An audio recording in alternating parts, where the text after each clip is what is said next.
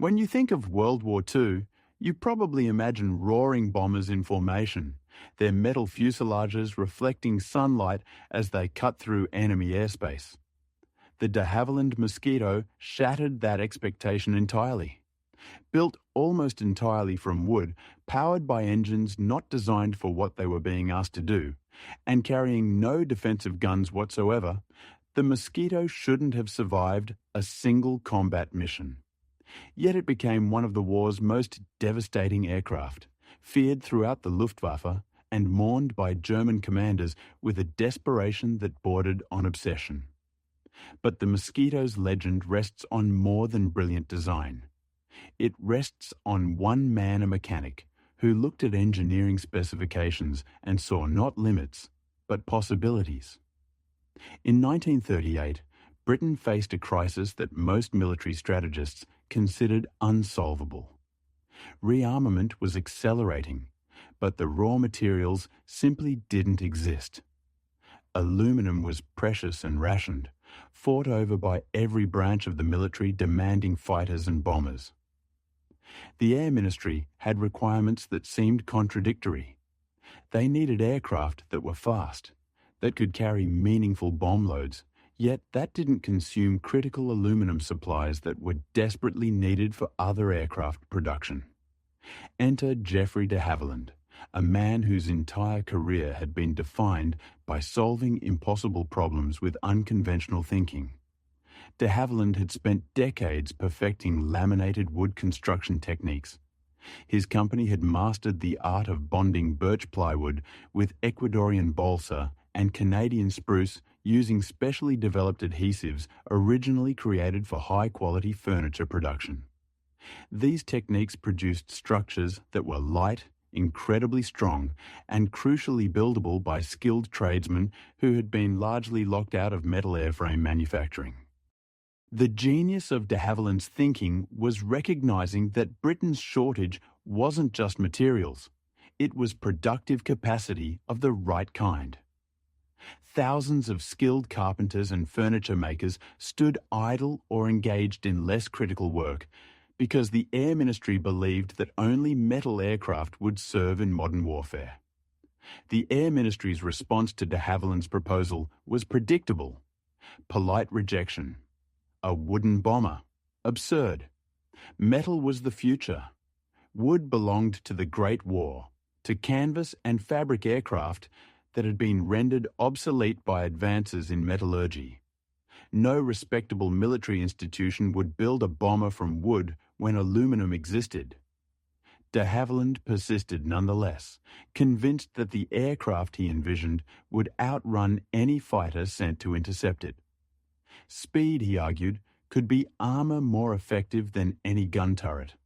The design that emerged in 1939 was audacious in its simplicity. Two Rolls-Royce Merlin engines, the same power plants that propelled Hurricanes and Spitfires, mounted on a sleek wooden fuselage with a wingspan of 54 feet and 2 inches. No gun turrets, no bomb aimer's compartment, just pilot and navigator in a cramped cockpit, betting their lives entirely on mathematics and aerodynamic efficiency. The performance estimates were extraordinary, a top speed exceeding 400 miles per hour at altitude, faster than any fighter then in service. Nothing armed, nothing defended except speed. The first prototype, painted in training yellow, lifted off from Hatfield Aerodrome on November 25, 1940. Test pilot Geoffrey de Havilland Jr. pushed the throttles forward, and the aircraft did something unexpected. It felt eager.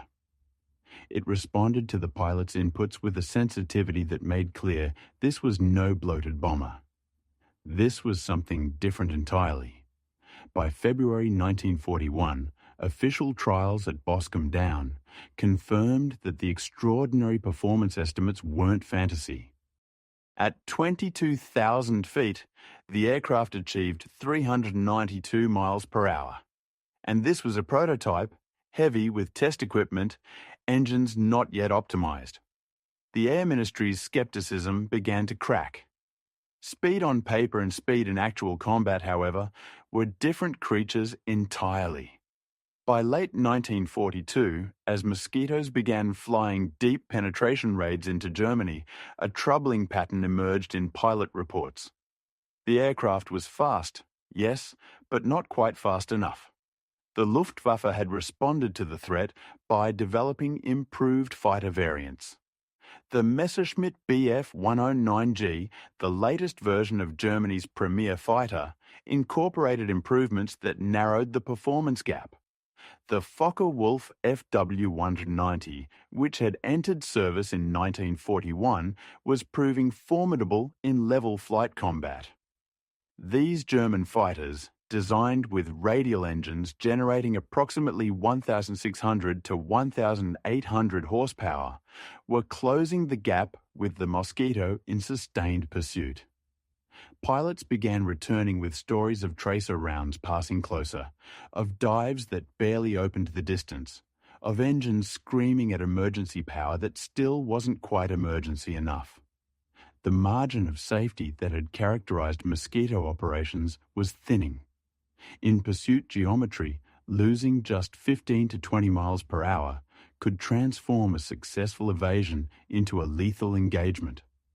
The Mosquito had proven de Havilland's fundamental vision that speed could replace armor and defensive armament.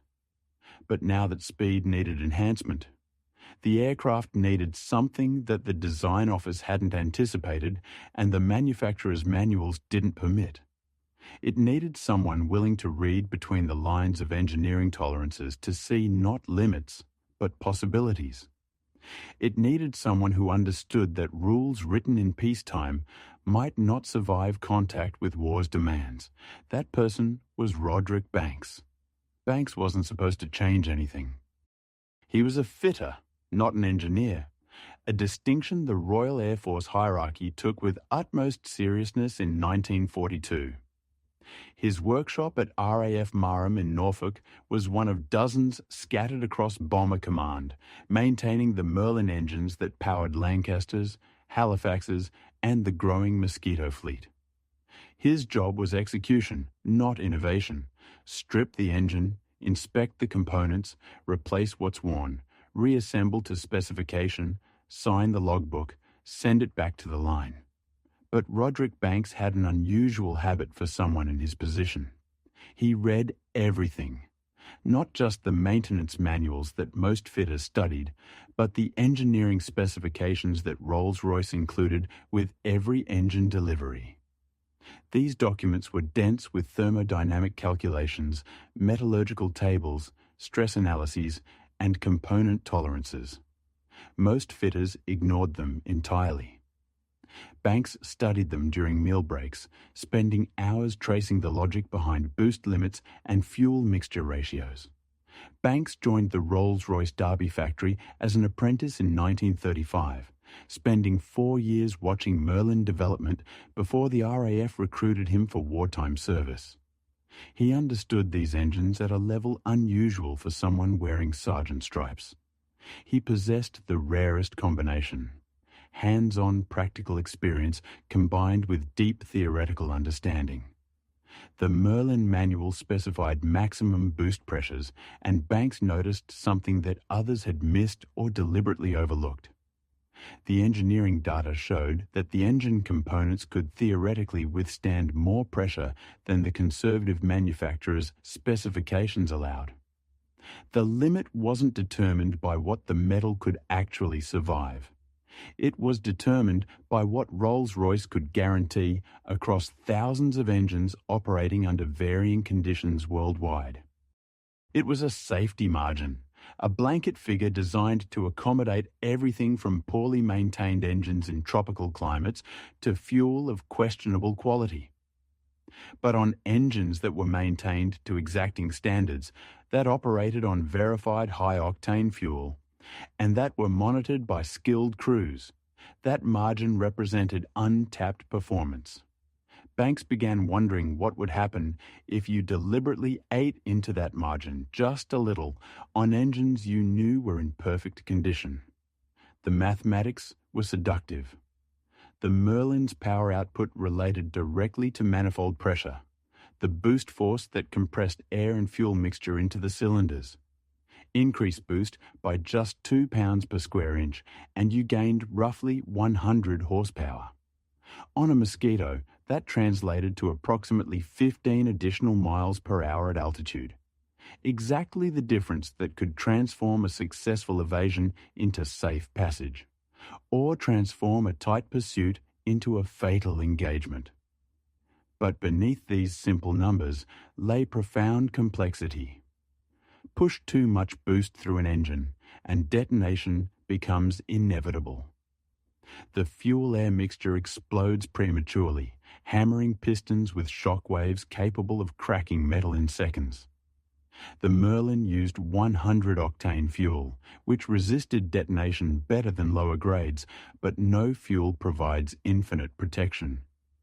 Banks realized that the margin depended on precise fuel mixture control. Run too lean too much air, not enough fuel. And cylinder temperatures soared dangerously.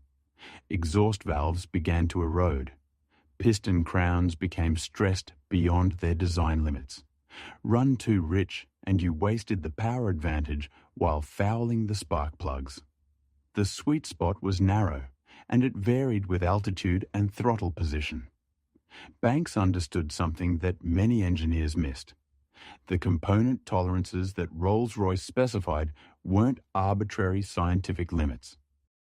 They were engineering safety factors, multipliers applied to ensure that even when things went wrong, engines would usually survive.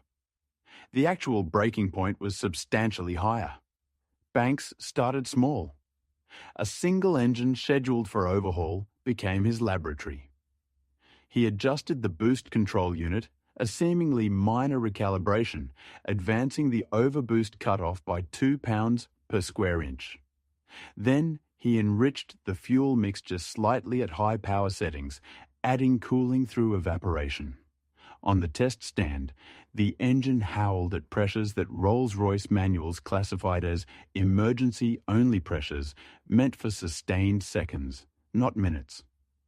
Temperatures climbed but stayed within tolerance. Nothing shattered, nothing melted, no failure modes triggered. The evidence was compelling, but convincing anyone to fit his modification to an operational aircraft presented an entirely different challenge. RAF engineering officers lived in terror of unauthorized modifications. Every change required approval through bureaucratic channels that moved with glacial speed. Committees reviewing committees, risk assessments filed in triplicate. Banks's modification existed in a grey area, not quite illegal, but absolutely unsanctioned, hidden in the silence between explicit permission and explicit prohibition. He needed an advocate, someone with authority willing to gamble reputation on a fitter's intuition. He found one in squadron leader Peter Channer, a Mosquito pilot who had survived 3 operational tours and accumulated a healthy disrespect for official caution. Channer had flown a sortie over Cologne in February 1943 when a Bf-109G had nearly caught him during the egress close enough to see the German pilot's oxygen mask. The memory made him receptive when Banks explained what he had discovered. Channer's response was pragmatic. If it works, it's not illegal. It's initiative. If it fails, you carry the blame. They chose a Friday evening when the station engineering officer was away. Banks and 2 trusted riggers worked through the night, modifying the boost controls and fuel system on Channer's assigned Mosquito, serial number DZ414. By dawn, the aircraft sat on the dispersal pad looking identical to every other Mosquito on the squadron. Only the logbook betrayed the truth, and Banks's entry was deliberately vague. Fuel mixture optimization, routine adjustment.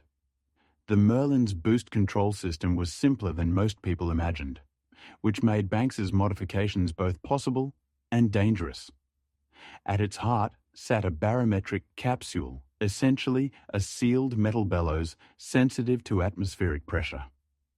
As the aircraft climbed and air pressure dropped, the capsule expanded, mechanically adjusting the throttle's maximum boost to prevent overstressing the engine in thin air. Rolls-Royce had calibrated these capsules conservatively, building in margins that assumed pilots might abuse throttles during combat stress. That fuel quality might vary between batches. That maintenance might be imperfect. Banks's first intervention targeted that calibration. Inside the boost control unit, a spring determined how much pressure the capsule allowed before cutting power. By carefully selecting a slightly softer spring, not dramatically different, just fractionally more permissive, he shifted the maximum boost from 18 pounds per square inch to 20.2. This doesn't sound revolutionary, but at 20,000 feet, it meant the difference between 380 and 395 miles per hour. In pursuit geometry, that gap could stretch from gun range to safety in under 3 minutes. The fuel mixture adjustment was more delicate. The Merlin's carburetor metered fuel through a series of tiny jet's brass orifices drilled to precise diameters. Altitude and throttle position determined which jets supplied the mixture, and Rolls-Royce had sized them to run slightly lean under high power, prioritizing fuel economy and reducing the risk of fouling spark plugs with carbon deposits. Banks recognized this compromised cooling. When extracting maximum power, the extra fuel doesn't just burn, it evaporates inside the cylinder, absorbing heat that would otherwise stress the aluminum pistons. He replaced the main jet with one a single drill size larger, increasing fuel flow by approximately 8% at full throttle. Not enough to flood the engine or waste significant fuel, but sufficient to drop exhaust gas temperatures by 40 degrees Celsius. That margin was survival. The magneto timing received attention too. The Merlin fired its spark plugs before the piston reached the top of its compression stroke, giving the flame time to propagate through the fuel-air mixture. Rolls-Royce specified 15 degrees before top dead center, a compromise between power and safety. Advancing the timing to 18 degrees extracted more energy from each combustion event, but increased the mechanical stress on connecting rods and crankshaft. Banks judged that the Merlin's crankcase could handle it, provided the engine was in perfect condition. This was why Banks selected which engines received modification with obsessive care.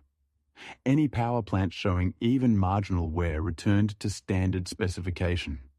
Only Merlins fresh from overhaul, with new pistons, bearings checked to within 1/1000th of an inch, and compression readings identical across all 12 cylinders received the treatment. He was pushing boundaries, not ignoring physics. The morning after Banks modified DZ414, Peter Channer took the Mosquito up alone for a standard test flight profile. Climbed to 15,000 feet. Level flight at cruise power. Then the moment of truth. Channer advanced the throttles to the stops and watched the boost gauges climb past the red line, needles settling at 20 pounds per square inch. The Merlin's note deepened, a harder, more urgent howl. The airspeed indicator unwound past numbers Channer had never seen in level flight. The proof arrived over Gelsenkirchen on April 19, 1943. Squadron leader Channer and his navigator had been tasked with a daylight reconnaissance run photographs of synthetic oil plants in the Ruhr Valley. The mission type that invited attention from every Luftwaffe controller within radar range. The Mosquito crossed the Dutch coast at 24,000 feet, cameras warm, the navigator calling out landmarks through the intercom. Clear skies, perfect visibility, terrible conditions for staying unnoticed. The German fighters appeared 18 minutes into enemy airspace.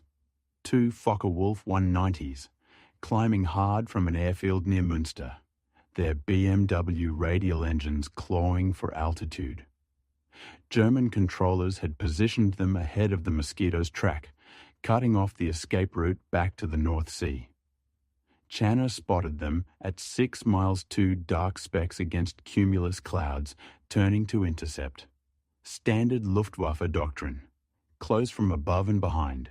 use the speed advantage from the dive, converge fire from 20mm cannons and 13mm machine guns. Channer didn't panic. He completed the camera run, letting the photographic equipment capture its images while the FW-190s ate the distance between them. Then he spoke quietly to his navigator. "Let's see what Banks gave us." The throttles were already at maximum, but now Channer activated the override, pushing them past the stops into territory that Rolls-Royce manuals marked as emergency only. The boost gauges surged to 20 pounds, then fractionally beyond. The Merlin responded with a snarl that vibrated through the airframe. The Mosquito accelerated like it had been kicked. Channer felt the increase viscerally, not the gentle building of conventional speed, but something more immediate. The airspeed indicator swept past 400 miles per hour, still climbing. The altimeter began unwinding, despite the throttles being wide open. They were trading height for speed in a shallow descent that maintained energy while opening the gap. The lead FW-190 pilot recognized what was happening and adjusted, pushing his own aircraft into a steeper dive to maintain pursuit geometry. For 30 seconds he held position, perhaps even closed slightly. Then the gap began stretching. 500 yards became 600, then 700. The Focke-Wulf was fast capable of nearly 430 miles per hour in a dive, but it couldn't sustain that speed in level flight. The Mosquito could. Channer watched the fighters fall behind, their pilots no doubt advancing their own throttles to the firewall, extracting everything BMW's engineers had designed into those radials. It wasn't enough. At 800 yards, outside effective gun range, the FW-190s broke off pursuit. Channer maintained full power for another 3 minutes, crossing back into friendly airspace over the Scheldt estuary before finally easing the throttles back. The Merlin settled into cruise, temperatures elevated but within acceptable limits. Both engines had survived. More importantly, so had he. Word spread through the Mosquito squadrons with the speed that only genuinely useful information achieves. Other pilots began asking Channer questions, and Channer directed them toward Banks with a knowing look. By May, 3 more Mosquitoes at Marham had received the modifications. By June, Banks was spending evenings working on engines from other squadrons, his workshop becoming an unofficial performance centre. The modifications remained technically unsanctioned, but they were increasingly tolerated by station commanders who cared more about returning crews than regulatory perfection. The combat reports accumulated through summer 1943. On June 17th, a modified Mosquito outran 3 Messerschmitt Bf 109 G6s over Hamburg. On July 3rd, another escaped determined pursuit by Kurt Bulligan's aircraft Bulligan, being an ace with 112 confirmed victories who knew precisely how to prosecute an interception. He couldn't catch the Mosquito. On August 22nd, a crew limping home on one engine after flak damage used Banks's modifications on the remaining Merlin to stay ahead of 2 Bf 109s that should have finished them easily. The statistics became undeniable. Mosquitoes with modified engines were returning from sorties that conventional aircraft didn't survive. The loss rate for Banks modified machines ran at less than half that of standard Mosquitoes flying comparable missions. Survival bought time. Time bought experience. Experience bought better bombing results. The circle was virtuous. By November 1944, Flight Sergeant Thomas Yardley had become Banks's most accomplished student, establishing a modification node at RAF Coningsby, serving Lancaster squadrons. Corporal James Dennison established another at RAF Wychford, focusing exclusively on Mosquito squadrons. Operation Jericho demanded precision that bordered on suicide. The Amiens prison in northern France held 120 members of the French resistance scheduled for execution by the Gestapo on February 19, 1944. London had received desperate messages through SOE networks. Break the walls, give them a chance to scatter or they die. The mission required mosquitoes to strike a 3-story building with 500-pound bombs, breaching specific walls without collapsing the entire structure onto the prisoners. Low-level attack in broad daylight, 300 metres into occupied territory, then the flight home through alerted defences. Group Captain Percy Pickard commanded the operation, assembling crews from 140 wing-experienced men who had flown Oslo, Berlin, and targets even more optimistic than these. The planning consumed 4 days. Photographic reconnaissance revealed the prison's layout in detail. Outer walls 2 feet thick, guard barracks adjacent to the main building, German quarters that needed destroying while French sections remained theoretically intact. The bombing would occur at rooftop height, perhaps 50 feet, meaning the blast from your own weapons could shatter your aircraft if timing wavered. 19 mosquitoes lifted from RAF Hunsdon on the morning of February 18th. The execution date had been moved forward. The formation flew wave-top across the channel, navigation by stopwatch and compass, arriving over Amiens at precisely 12:03. Pickard's aircraft led the first wave. 6 mosquitoes climbed to 150 feet for their attack runs. The bombs struck perfectly, blowing sections of the outer wall into rubble, breaching the eastern wall near the condemned cells. The second wave targeted the guard quarters, collapsing buildings and creating chaos. The third wave remained in reserve but wasn't needed. Intelligence reports later confirmed 258 prisoners escaped in the confusion, including most of those scheduled for execution. The successful bombing was merely the first survival problem. The attack had occurred at midday, with German radar stations fully alert. As the mosquitoes regrouped for the return flight, Luftwaffe controllers scrambled every available fighter from airfields between Amiens and the coast. The British aircraft faced 40 minutes of exposure flying over countryside where every road held Wehrmacht units with radio communication. Pickard's Mosquito never made it home. 2 Focke-Wulf 190s caught him near Abbeville. Their guns found the aircraft before evasion was possible. Pickard and his navigator died instantly. 2 other Mosquitoes fell to fighters in those brutal minutes after the attack, crews paying the price for flying straight and level during bomb runs. The remaining 16 aircraft survived largely because of modifications Banks had now standardized. Squadron leader Ian McRitchie, leading the second wave, encountered 4 FW-190s climbing to intercept near Abbeville. His modified Merlin gave him the 10 miles per hour that transformed potential combat into a foot race he could win. The German pilots fired optimistically at maximum range, their 20mm rounds falling away behind McRitchie's tailplane as the gap expanded. Flight Lieutenant Bob Iredale faced more sustained pursuit.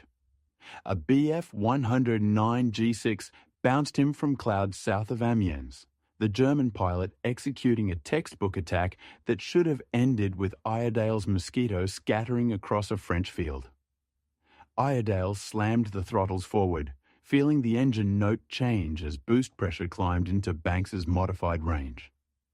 The Bf-109 pilot stayed with him initially. The Gustav variant was formidable in level flight, but capable and sustained are different concepts. The Messerschmitt's Daimler-Benz engine was rated for specific power settings, and exceeding them invited mechanical trauma. For 3 minutes, the 2 aircraft screamed across Picardy at full power, the Bf-109 holding position about 600 yards behind Iredale's tail, close enough to worry about, too far to kill. Then slowly, incrementally, the gap began opening. Not dramatically, air density at low altitude robbed both aircraft of performance, but Iredale's Mosquito maintained 405 miles per hour, while the Bf-109 could sustain only 395. 10 miles per hour, compounding across 3 minutes, became half a mile of separation. The German pilot fired a final burst at impossible range and broke away, probably cursing his fuel state. 12 of the returning Mosquitoes carried Banks's modifications. All 12 made it home. The 4 losses included Pickard's unmodified aircraft and 3 others flying standard specifications. Hermann Goering's rage was becoming legendary even by his theatrical standards. During a meeting at Carrenhall on March 8, 1944, he interrupted a Luftwaffe technical briefing to demand why German fighters couldn't catch wooden British furniture. The Reichsmarshal's frustration was understandable. Mosquitoes were appearing over Berlin in daylight, photographing the Chancellery while Bf-109s scrambled uselessly below. The humiliation was tactical, political, and deeply personal. Goering had promised Hitler air superiority. Instead, plywood bombers mocked that promise at 400 miles per hour. The Luftwaffe's response revealed desperation disguised as innovation. Messerschmitt and Focke-Wulf received urgent directives to extract more speed from existing airframes. Engineers knew the problem's dimensions. The Mosquito at altitude, with a competent crew, represented a performance envelope their fighters couldn't quite reach in sustained chase. Close. Maddeningly close. But aviation doesn't award points for proximity. Messerschmitt's solution was the Bf-109 G10, introducing a Daimler-Benz DB605D engine with improved supercharging and emergency boost raising output to 2,000 horsepower. On paper, impressive. In practice, the modifications added weight that partially negated the power increase. The G10 could touch 426 miles per hour at optimal altitude, but only briefly, and only if the pilot accepted engine life measured in hours rather than days. Focke-Wulf pursued the TAR-152, Kurt Tank's obsessive refinement of the FW-190 design. Longer wings, pressurized cockpit, Junkers Jumo 213 engine producing 2,500 horsepower, with MW50 methanol water injection. The prototypes achieved remarkable performance, 472 miles per hour at 41,000 feet altitude capability that should have dominated Mosquito operations. But development consumed time Germany didn't possess. The first TR-152s reached operational units in January 1945. Too late and too few to affect strategic outcomes. The Luftwaffe also attempted mimicking Banks's approach unauthorized boost increases on existing engines. Several fighter units experimented with adjusting boost controls on DB605 and BMW 801 power plants, seeking the margin British pilots apparently enjoyed. The results were catastrophic. German engines lacked the Merlin's robust construction and suffered from increasingly poor manufacturing quality as Allied bombing disrupted production. Bearings failed, pistons cracked, connecting rods punched through crankcase walls, and more than one Bf-109 disintegrated over its own airfield because the pilot demanded too much from engines already pressed beyond their limits. The fundamental problem wasn't merely engineering. It was industrial capacity under siege. Rolls-Royce's Derby and Crewe factories operated with consistent material quality, skilled labour pools, and uninterrupted supply chains. German aero engine production by 1944 involved dispersed facilities, slave labour of varying skill, and materials substituted when proper alloys became unavailable. Tolerances suffered. Quality control became theoretical. Adolf Galland, General der Jagdflieger, understood this reality with bitter clarity. In an April 1944 memorandum to Göring, Galland noted that even when German fighters achieved successful interceptions of mosquitoes, the bombers often escaped through sustained high-speed flight that our aircraft cannot match without risking mechanical failure. He requested permission to withdraw fighters from less critical areas to concentrate overwhelming numbers against mosquito routes, accepting losses elsewhere to guarantee kills against the fast bombers. Göring rejected the proposal. Banks's modifications carried genuine risks that he never downplayed. Engines running at elevated boost pressures accumulated fatigue faster than standard power plants. Components that might normally survive 200 hours between overhauls sometimes required replacement at 150 hours. Piston crown erosion occurred more frequently. Exhaust valves showed increased wear. The performance came with a maintenance bill that someone had to pay. More seriously, catastrophic failures did occur. In December 1944, a Mosquito taking off from a base suffered a connecting rod failure in the port engine at 400 feet. The rod punched through the crankcase. Oil sprayed across the hot exhaust manifold and fire erupted immediately. The crew nursed the aircraft around the circuit on the remaining engine and landed successfully, but fire destroyed the wing before ground crews could extinguish it. Banks examined the wreckage personally. The failed connecting rod showed fatigue cracking consistent with excessive loading over multiple flights. The engine's service records indicated it had accumulated 178 hours since overhaul within normal limits. But Banks had specified that modified engines should be pulled at 150 hours regardless of apparent condition. The responsible fitter had missed the deadline by 28 hours. Those hours had cost an engine and nearly killed 2 men. The incident prompted Banks to formalize his informal network slightly. He created a simple tracking system, a notebook where each modified engine received a line entry with serial number, modification date, and hour limit. Copies went to his trained fitters with explicit instructions. Pull the engine at the limit regardless of how healthy it appeared. The extra conservatism reduced the failure rate to near zero over subsequent months, though it increased maintenance workload. Between June 1944 and March 1945, Mosquitoes with modified engines flew approximately 3,400 operational sorties. Combat losses totaled 11 aircraft, a loss rate of 0.32%. Standard specification. Mosquitoes flying comparable missions lost 47 aircraft from 6,800 sorties, a loss rate of 0.69%. The modified aircraft was statistically twice as likely to return.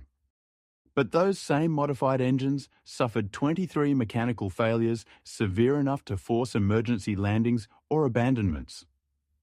3 crews died in crashes directly attributable to engine failure.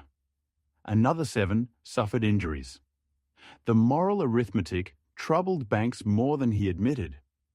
The question of whether to continue became moot in February 1945 when Rolls-Royce's chief engineer arrived at Marham unannounced. Ernest Hives, managing director of Rolls-Royce's aero engine division, had decided to see reality rather than a sanitized version prepared for management inspection. He found Banks in Workshop 3, elbow deep in a Merlin that had accumulated 147 hours since its last modification. Hives watched silently for 10 minutes before speaking. "Show me what you're doing, Sergeant." "All of it." The conversation that followed lasted 3 hours. Banks explained the boost control modifications, demonstrated the fuel jet replacements, walked Hives through his decision matrix for selecting which engines received treatment. He didn't apologize or justify. He simply presented the technical reality and the combat results. Hives asked precise questions about detonation margins, bearing loads, and thermal stresses. This wasn't an interrogation. It was 2 engineers discussing problems most people couldn't comprehend. Hives had brought service records for 200 Merlin engines randomly selected from operational squadrons.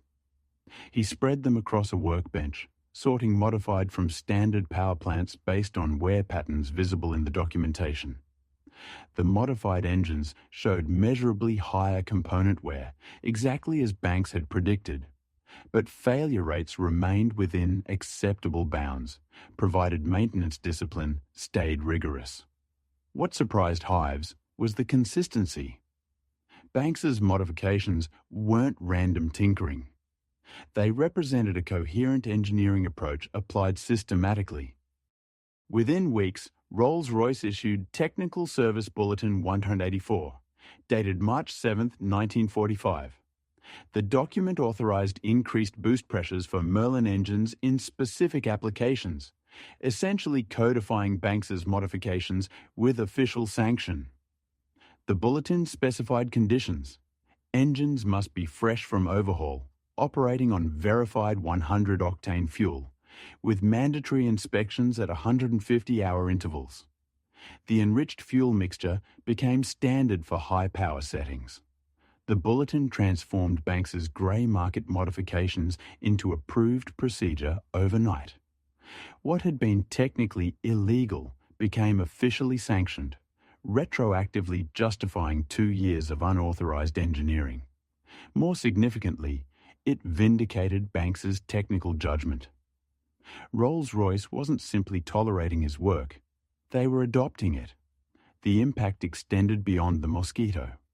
Merlin engines powering late-model Spitfires and Mustangs received similar modifications, improving high-altitude performance against German jets. The Merlin 100 series engines developed for post-war applications incorporated lessons learned from wartime field modifications, including improved detonation resistance and higher sustainable boost pressures. Banks's fingerprints were all over the Merlin's final evolution, though his name appeared nowhere in official development records. Recognition arrived in peculiar forms. Banks received promotion to warrant officer in April 1945, unusual for someone without aircrew qualification.